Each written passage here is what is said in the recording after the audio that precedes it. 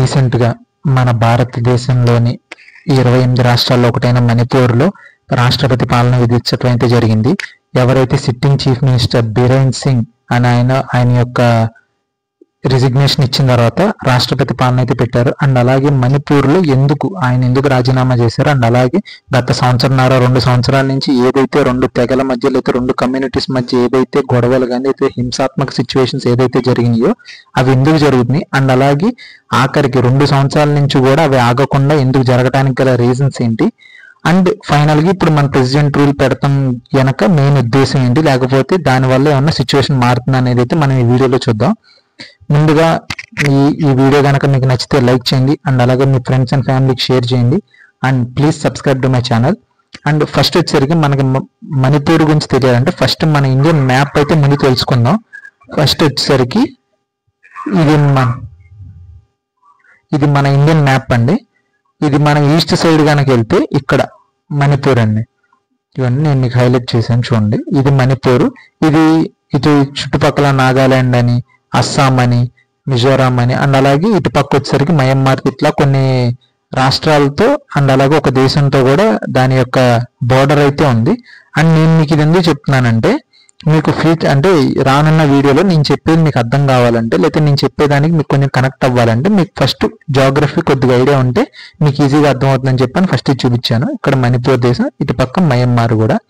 And coming back వచ్చేసరికి మెయిన్గా మణిపూర్లో 2 తెగలు లేదా 2 కమ్యూనిటీస్ అనమాట. ఒకటి మెయిటీ, రెండోది కుకీ ట్రైబ్స్. మెయిటీలో కానీ కుకీలో కానీ మొత్తం హిందూస్ ఉన్నారు, క్రిస్టియన్స్ ఉన్నారు, ముస్లిమ్స్ ఉన్నారు. అందులో మెయిన్ గా అంటే మోస్ట్ ఆఫ్ ది పీపుల్ ఏంటంటే మెయిటీ కమ్యూనిటీ వచ్చేసరికి హిందూ కమ్యూనిటీ, అండ్ అలాగే కుకీ ట్రైబ్స్ వచ్చేసరికి ఈ క్రిస్టియన్ కమ్యూనిటీకి చెందిన వాళ్ళు అనమాట.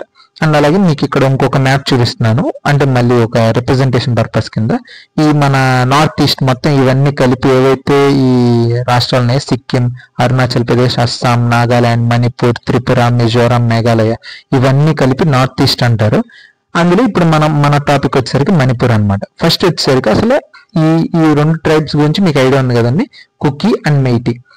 ఇందులో మీకు అంటే అసలు ఏదైతే గొడవలు కానీ లేదా అసలు ఎక్కడి నుంచి స్టార్ట్ అయిందంటే ముందుగా మణిపూర్ హైకోర్టు ఏదైతే ఉందో మెయిటీ కమ్యూనిటీస్ ఎవరైతే ఉన్నారో లేకపోతే మెయిటీ తెగ లేకపోతే మెయిటీ జాతికి చెందిన ఎవరైతే ఉన్నారో వాళ్ళని ఎస్టీలో అంటే షెడ్యూల్డ్ ట్రైబ్స్ అనే లిస్ట్ లో చేర్చేదానికి పాసిబిలిటీస్ లేకపోతే ఒక అధ్యయనం చేయండి అని అయితే మనకి 2023 ఏప్రిల్ ఆ నెలలో, ఇవన్నీ ఇక్కడ ఆ రోజు న్యూస్ ఆర్టికల్ కూడా చూపిస్తున్నాను. 2023 ఏప్రిల్లో మణిపూర్ హైకోర్టు మెయిటీ కమ్యూనిటీ ఎవరైతే ఉన్నారో వాళ్ళని షెడ్యూల్డ్ ట్రైబ్స్ లో చేర్చేదానికి సాధ్యాలని లేకపోతే పరిశీలించండి అని చెప్పని స్టేట్ కు ఒక దిశానిర్దేశం చేశారనమాట. అప్పటి నుంచి ఇది స్టార్ట్ అయింది. ఎందుకంటే యాక్చువల్ గా మెయిటీ కుకీ ఇప్పుడు చెప్పాను కండి, ఎవరైనా సరే ఇలా ఈ కొత్త ఎవరైతే కమ్యూనిటీ కానీ లేదా కొత్త వీళ్ళు కానీ యాడ్ అయితే వీళ్ళ యొక్క ఎందుకంటే మెయిటీ వాళ్ళు ఎస్టీకి చెందిన వాళ్ళు కాదు, వాళ్ళ ట్రైబ్స్ కాదు, ఓన్లీ కుకీ వాళ్ళే ట్రైబ్స్. సో వీళ్ళని ఎస్టీలోకి జాయిన్ చేస్తానికి మేము ఒప్పుకోమని అయితే అక్కడి నుంచి అంటే నార్మల్ గా స్టార్ట్ అయింది. బట్ ఆ తర్వాత ఏంటంటే అప్పుడు స్టార్ట్ అయింది కొంచెం చిన్న చితక అల్లర్లేని, బట్ అది సమ్వాట్ కొంచెం తగ్గుముఖం పట్టినాయి. ఏదైతే గొడవలు ఏదైతే ఉన్నాయో కొంచెం ఇది తగ్గినాయి.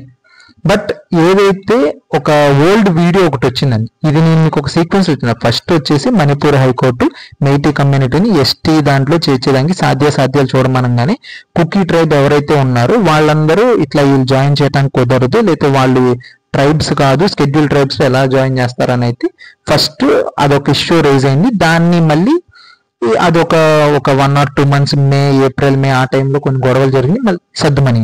నెక్స్ట్ వచ్చేసరికి ఒక ఓల్డ్ వీడియోలో అందులో ఏంటంటే ఎవరైతే కుక్కీ ఉమెన్ ఎవరైతే ఉన్నారో, కుక్కీ జాతికి చెందిన ఉమెన్ ఎవరైతే ఉన్నారో లేకపోతే కుక్కీ కమ్యూనిటీకి చెందిన ఉమెన్ ఎవరైతే అంటే ఆడవాళ్ళు ఎవరైతే ఉన్నారో ఆ గొడవలు జరుగుతున్నప్పుడు పోలీసు వాళ్ళు కొన్ని ఫ్యామిలీస్ సంబంధించిన జనాలు తీసుకొచ్చి పోలీస్ స్టేషన్ లో ఉంచారు.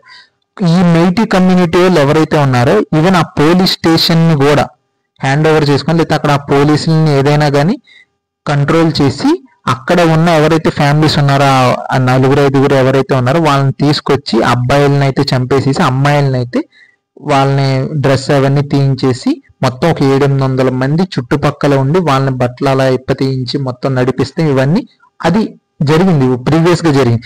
ఎప్పుడైతే ఈ వరల్డ్ వీడియో అలాగా ఒక వాళ్ళకి సంబంధించిన ట్రైబ్స్ వాళ్ళని అంటే కుక్కీకి సంబంధించిన ట్రైబ్స్ వాళ్ళని మెయిటీ వరల్డ్ ఎవరైతే ఉన్నారో వాళ్ళు ఇలా చేశారు, ఇట్లాగా ఆడవాళ్ళతో ఇట్లాగా బట్టలు లేకుండా నడిపించారని ఏదైతే తెలిసిందో ఆ తర్వాత నుంచి మొత్తం అసలు శాంతం ఒక ఈ గొడవలంతా ఒక వేరే దాంట్లోకి వెళ్ళినాయి అనమాట.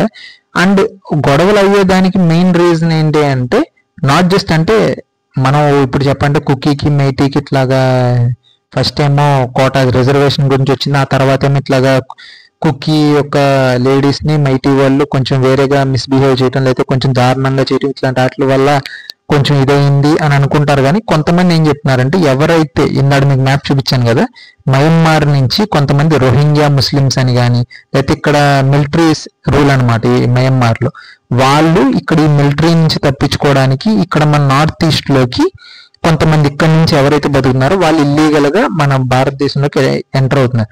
వాళ్ళు కూడా కారణం ఎవరైతే ఇల్లీగల్ గా వచ్చి ఉంటున్నారో అండ్ అలాగే ఇక్కడ సంవాట్ కొంచెం పాపీ అంటే మనకి డ్రగ్స్ టైప్ లో అనమాట, అంటే మనకి మత్తు పదార్థాలు వీటన్నిటి వల్ల కూడా డైరెక్ట్లీ ఆర్ ఇండైరెక్ట్లీ ప్రభావం ఉంది.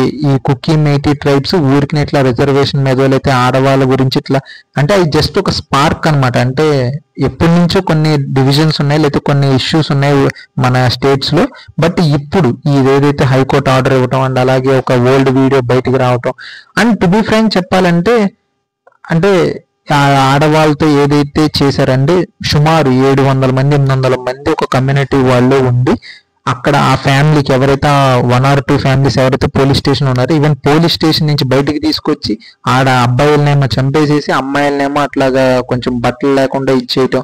అంటే అక్కడ ఉన్న 700 మందికి కూడా ఎవరు అంటే నేను ఆల్రెడీ నా ప్రీవియస్ వీడియోస్ లో కూడా చెప్పాను, మనకి ఏదైతే కొన్ని సోషల్ మీడియా అండ్ అలాగే కొంచెం ఈ రీసెంట్ గా ఈ మూవీస్ ప్రభావం ఏదైతే ఉందో జనాలకి ఏది మంచి ఏది చెడు లేకపోతే ఏది చేయాలి ఎవరితో చేయాలి అండ్ అలాగే ఎంతవరకు చేయాలని ఇట్లాంటి ఏదైతే ఈ లైన్స్ ఉంటాయి అంటే ఈ గీత దాటకూడదని అవైతే కన్ఫర్మ్ గా దాటేస్తున్నారు. అండ్ దాని గురించి తర్వాత సుప్రీంకోర్టు ఇది మన కాన్స్టిట్యూషన్ వాల్యూస్ కి అగైనెస్ట్ అని అండ్ అలాగే ఈ చాలా అవి జరగకుండా ఉండాల్సింది ఇట్లాంటివన్నీ చెప్పారు. బట్ ఆ తర్వాత మళ్ళీ సీఎం గారు చెప్పటం మళ్ళీ ఆ తర్వాత మళ్ళీ కొంచెం సర్దుమనగటం మళ్ళీ కొడతాం ఇవన్నీ ఉంటాయి. మళ్ళీ గొడవలు అంటే ఇంకా మనకి రేగుతూ ఉంటాయి వస్తూ ఉంటాయి అన్నీ ఉన్నాయి కదా.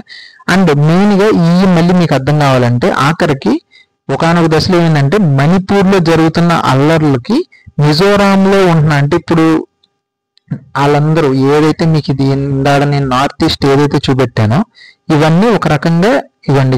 మనం మణిపూర్ గురించి మాట్లాడుకుంటున్నాం. మిజోరాంలో కూడా మెయిటీ కమ్యూనిటీ వాళ్ళు ఉన్నారు అండ్ ఇక్కడ ఈ మిజోరాంలో మెయిటీ కమ్యూనిటీ వాళ్ళు మైనారిటీస్ అంటే తక్కువ మంది ఉన్నారు. ఇక్కడ కుకీ ట్రైబ్స్ ఎక్కువ లేకపోతే జో ట్రైబ్స్ అంటారు, జో వీళ్ళు ఎక్కువ. అలాగే మణిపూర్లో కంప్లీట్ ఆపోజిట్ అనమాట. సో ఇక్కడ జరిగే అల్లర్ల వల్ల లేదా ఇక్కడ జరిగే గొడవల వల్ల ఎప్పుడైతే 2023 ఏప్రిల్ మే ఎప్పుడైతే స్టార్ట్ అయిందో దగ్గర ఒక 2-3 నెలల తర్వాత ఆ వీడియో బయటకు వచ్చింది. ఆ తర్వాత మళ్ళీ గొడవలు స్టార్ట్ అయినాయి. మళ్ళీ ఆఖరికి ఒకనొక దశలో మిజోరాంలో ఉన్న ఈ మెయిటీ కమ్యూనిటీ వాళ్ళు మణిపూర్లోకి వలస వెళ్లాల్సిన పరిస్థితి వచ్చింది. అంటే మనం దాన్ని ఎలా ఎక్స్ప్లెయిన్ చేస్తాం అంటే ఒక చిన్న రిజర్వేషన్ అన్న టాపిక్ ఎంత సెన్సిటివ్ గా మారిందండి. అలాగే మన కమ్యూనల్ యాంగిల్ ఏదైతే తీసుకొస్తున్నారో ప్రతి దాంట్లో దానివల్లే సగం ఇదైంది. అండ్ అలాగే కొంతమంది ఈ పోలీసులు కానీ అండ్ అలాగే లోకల్గా ఉన్న బ్యూరోక్రాట్స్ మీద కూడా దాన్ని సరిగ్గా హ్యాండిల్ చేయలేదు లేదా దాన్ని సరిగ్గా టైమ్లీ యాక్ట్ చేసి ఉంటే ఇంత దాకా వచ్చేది కాదు అని.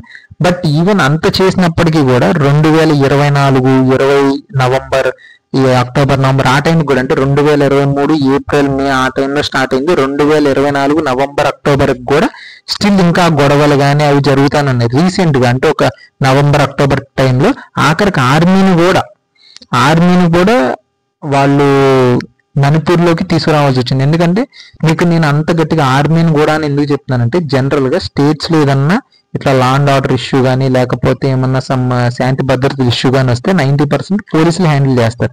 లేకపోతే మన పారామిలిటరీ ఏదైతే సిఆర్పిఎఫ్ అని లేకపోతే ఇంకోటి సమ్ అదర్ ఈ పారామిలిటరీ ఫోర్సెస్ వస్తాయి.